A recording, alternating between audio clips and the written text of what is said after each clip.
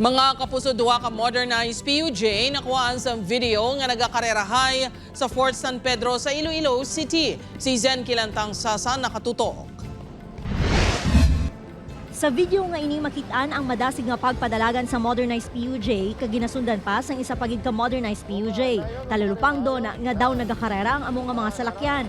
Ginakabig sang Iloilo City TTMO nga overspeeding ang insidente.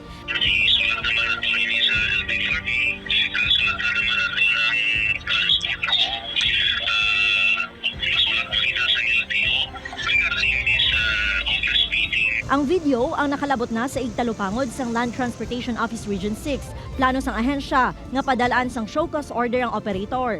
Reckless driving, no? Hindi lang sila hindi lang sa tricycle nga maplumbang gagmay lang sila. So, those are big vehicles, no? Nga kung may mga masagayra na yan, matabugin ang guro, kung mabungwanan niya, dakogin ang consequence na. Ang duha ka modernized PUJ unit ang ginapanag-iyahan sang JJL Transport Services Corporation. Gilayo naman nga nagpatigahin sang investigasyon ng kumpanya. Ginsuspender na sang 3 ka adlaw ang duha ka driver kag ipaidalom sila sa reorientation agod liwat nga mapahanumdom sang traffic rules and regulations.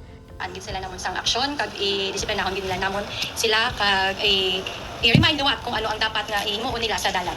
Upod kay Hans Disheto, Zen Kilantang Sasa, 103 Visayas.